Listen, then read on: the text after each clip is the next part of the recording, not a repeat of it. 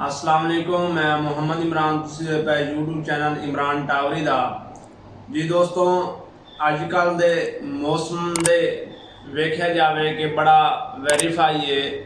मिसाल तौर पर दिन का टैंपरेचर हैगा साडा 34, 35, 33 और रात का जो टैंपरेचर है 21, 22।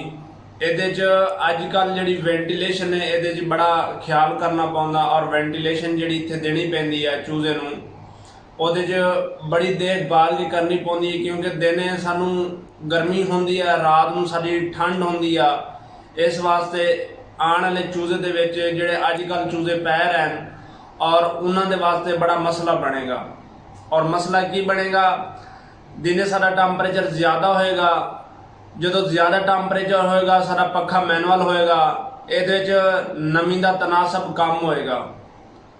नमी का तनासब कम होएगा और पखा साडा ज़्यादा चलेगा। इस वास्ते सानू पिछू पैड खोलने पैने ने या सानू पिछू छट्टा लाना पैना वा। कुछ ना कुछ करना पैना कि जिहड़ा साडा नमी का तनासब ज़्यादा होए, टैंपरेचर थोड़ा जिहा कम होवे। रात नूं की हो जांदा वा, रात नूं सानू बरूडर चलाना पै जांदा है, हीटर चलाना पै जांदा वा कि रात नूं टैंपरेचर कम हो जांदा है, साडा पखा गड़ जांदा है। इत्थे हुण की करना चाहिए सानू? दिने मिसाल तौर पर अजकल दे विच जिहड़े 1200-1300 ग्राम के चूजे ने उन्होंने वास्ते रात नूं बरूडर चलने चाहिए ने। जिहड़ा बंदा बरूडर ना चले सी उन्होंने काफ़ी मसलों का सामना करना पै वैसी, क्योंकि जो उन्होंने पखा पूरा ना देवांगे, ऑक्सीजन उन्होंने पूरी ना देवांगे, उन्होंने ज़्यादा मसला बन सकता वा। इस वास्ते वेंटिलेशन जी तुसी अपनी प्रॉपर दियो। रात नूं तुहानूं अगर चलाना पैंदा वा हीटर चलाओ हीटर, और बरूडर जिहड़ा है तुसी अपना रात नूं चलाया कीता करो। 2 बजे चलाओ, 3 बजे चलाओ। ज़्यादातर 2 बजे जी ठंड ज़्यादा हो जाती है, सर्दी ज़्यादा हो जाती है, इत्थे जाके साडा पखा घट जाता वा। अगर साडा इत्थे पखा घट होंदा वा तो उहदे विच असीं पखा घट चलावांगे, वेंटिलेशन उन्होंने पूरी ना मिलेगी, साडे जानवर नूं साह का मसला बन सकदा वा। जदों साह का मसला बनेगा फिर उदों सानूं काफ़ी मसलिਆਂ का सामना करना पै वैसी। अगर तुसी इत्थे वेंटिलेशन पूरी ना देसो, उन्होंने पखा पूरा ना देसो तो उन्होंने जानवर नूं पानी पैना शुरू हो जाएगा। जदों माल सारा तैयार होना वा उदों जानवर दे पानी पै जाना वा। इस वास्ते रात नूं अजकल दे जिहड़े 1200-1300 ग्राम 1400 ग्राम तक माल जांदे हैं, उन्होंने चाहिए कि रात नूं अपने बरूडर चलाण 2-3 घंटे 4 घंटे जिहड़े चलदे चलाण। अगर बरूडर ना चला सन फिर उन्होंने मसलों का सामना करना पै सी।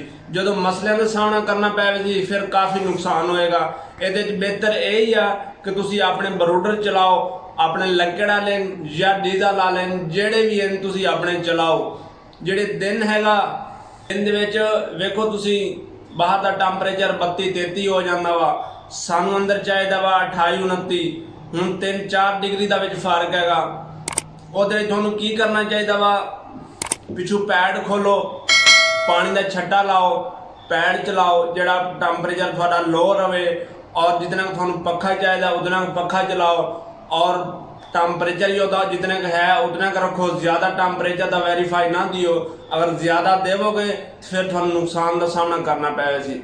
इस वास्ते जानवर नूं वेख के और उसकी सूरत हाल वेख के उस हिसाब से उन्होंने वेंटिलेशन दियो। अगर तुम वेंटिलेशन सही ना दसो अजकल के हालात में काफ़ी नुकसान का सामना करना पै सी, क्योंकि अजकल मौसम के बड़ी वेरीफाई हैगी।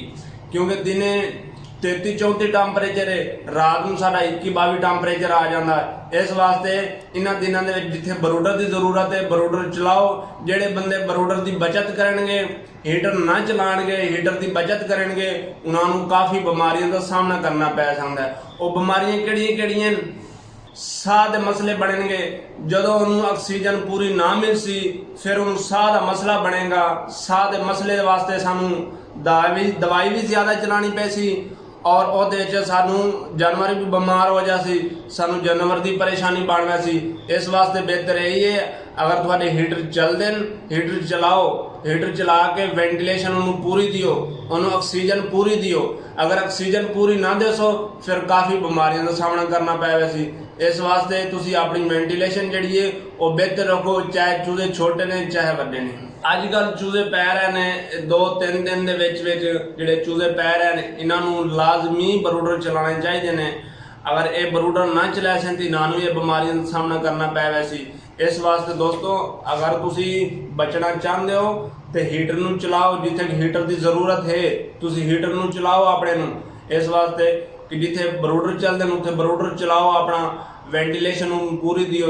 जेडे अजकल आने वाले चूजे इन्हां दे विच यही मसला होएगा, जेड़ा बरूडर की बचत करेगा हीटर की बचत करेगा ਉਹਦਾ काफ़ी नुकसान होएगा। साह के मसले बनणगे, ਉਹਦੀ मैडिसन भी इस्तेमाल होसी ज़्यादा और जानवर भी खराब होवे सी। इन्हां दिनां दे विच खास तौर साह की बीमारी आउणगियां। हुण सियाला आ गया, सर्दियां आ गईयां और इहदे विच साह के मसले ज़्यादा बनेंगे ने। इस वास्ते अपनी वेंटिलेशन खास तौर तुसी अपनी वेंटिलेशन जी वेंटिलेशन ठीक रखो। और थोड़ी वेंटिलेशन ठीक है फिर अल्लाह के हुक्म नाल थोड़ा जानवर भी ठीक है। फिर ना ही जानवर के पेटे पानी बनेगा, ना उन्होंने साह के मसले बनेंगे, ना थानू परेशानी बनेगी। इस वास्ते जो बंदा इन्होंने दिनों के हीटर की बचत करेगा उन्होंने काफ़ी नुकसान होएगा।